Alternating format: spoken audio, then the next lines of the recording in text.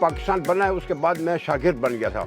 India के लोग थे, उन्होंने मुझे काम सिखाया। फिर वो लोग ज़माना गुजर गया, कारखाने मैंने काम भी सीखा है और काम भी वहाँ करा भी है। नए हम जूते बनाते थे। उसके बाद वो लोग चले गए। फिर नया जो काम कर सके ना तो मुरम्मत उनके लिए बहुत आसान होती है। फिर जब ये नया काम न सीखा वो मुरम्मत कैसे करेगा।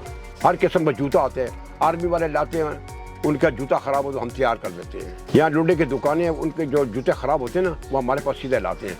मेरी उम्र ज़्यादा हो गई, मेरे से काम नहीं हो सकता, मेरी नज़र कमज़ोर हो गई। अब बेटा मेरा कर रहा है, बेटा मेरे से अच्छा काम कर रहा है।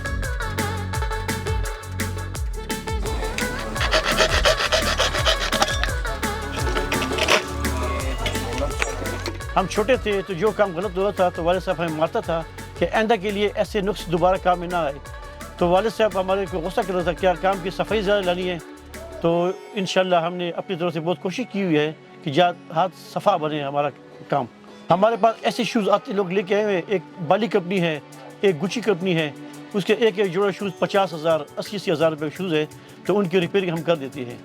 तो जिस टाइम शूज़ सेट कर देती है तो वो कहते हैं कि तो आपने ठीक नहीं किया, तो इतना सफाई से आपने बनाए हुए है। तो 30 साल पहले नए बनाते थे, तो उसके बाद फिर मटेरियल महंगे हो गए हैं तो गाहक सही रेट देता नहीं था। तो फिर हमने फिर सोचा उस चीज़ को कि वो काम हमने नया छोड़ दिया है।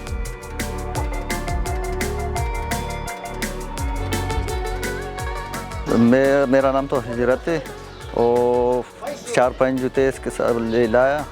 और इधर पोर्ट जूते चाचा जो काम करता है वो तो अच्छे काम करता है। महंगे वाला जूते इसका काम जो है सही काम है, काम करता है, साफ़ सुथरा मशीन के साथ भी करता है, हाथ के साथ भी सही काम करता है।